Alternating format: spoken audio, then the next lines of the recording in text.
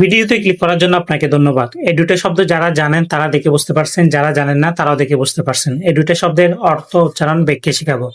সালামু আলাইকুম, আশা করি সবাই ভালো আছেন। ১ নম্বর শব্দ গার্লিক, এর বাংলা অর্থ রসুন।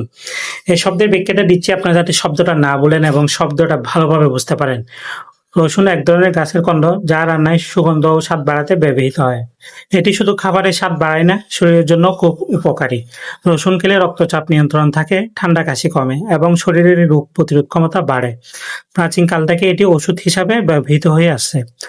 অনেকে সকালে খালি পেটে রসুন খায় শরীর ভালো রাখতে। আশা করি আপনারা এই শব্দের ব্যাখ্যাটাও বুঝতে পারছেন। তারপরও আপনাদেরকে যেগুলো মূল পয়েন্ট এগুলো আমি আবারও বলতেছি।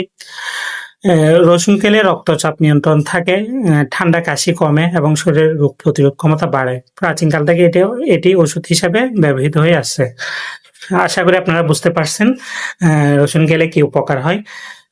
আপনারা ব্যাখ্যাটা কয়েকবার পড়বেন, কয়েকবার পড়লে ইনশাল্লাহ শব্দটা আর ভুলবেন না এবং শব্দটা ভালোভাবে বুঝতে পারবেন। তারপর হচ্ছে ২ নম্বর শব্দ অনিয়ন, এর বাংলা অর্থ পেঁয়াজ। এই শব্দের ব্যাখ্যাটা দিচ্ছি আপনারা যাতে শব্দটা না বলেন এবং শব্দটা ভালোভাবে বুঝতে পারেন। পেঁয়াজ এক ধরনের কন্ডজাতীয় সবজি যা প্রায় সব রান্নায় ব্যবহার হয়।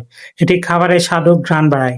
কাঁচা পেঁয়াজ সালাদও খাওয়া হয়, যা শরীর ঠান্ডা রাখতে সাহায্য করে।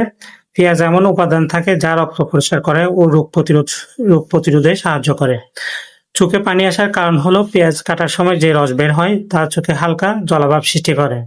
পেঁয়াজ শরীরের জন্য খুব উপকারী একটি সবজি। আশা করি আপনারা এটার ব্যাখ্যাটা আপনারা বুঝতে পারছেন। তারপরে যেগুলো মূল পয়েন্ট সেগুলো আপনাদেরকে আমি বলে দিচ্ছি।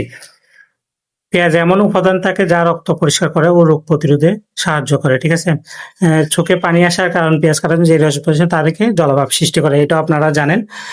আর আপনারা ব্যাখ্যাটা কয়েকবার পড়ে নেবেন, কয়েকবার পড়লে শব্দটা আপনার মনের মধ্যে একদম গেঁথে যাবে এবং শব্দটা ইনশাল্লাহ ভুলবেন না। আপনাদের এক নজরে এই দুইটা শব্দ আবারও দেখাচ্ছি। এটা আপনার ১ নম্বর শব্দ, ১ নম্বর শব্দের ব্যাখ্যা। তারপরে এটা হচ্ছে আপনার ২ নম্বর শব্দ, ২ নম্বর শব্দের ব্যাখ্যা। আশা করি আপনারা এই দুইটা শব্দ ভালোভাবে শিখতে পারছেন। ভিডিওটা যদি ভালো লেগে থাকে অবশ্যই লাইক কমেন্ট শেয়ার করবেন। যারা ফেসবুকে দেখবেন লাইক কমেন্ট শেয়ার করবেন। আপনি যদি একটা শেয়ার করেন বাকিরা শিখতে পারবে। সবাই ভালো থাকবেন, সুস্থ থাকবেন। পরবর্তী ভিডিওতে দেখা হবে। আল্লাহ হাফেজ, সালামু আলাইকুম।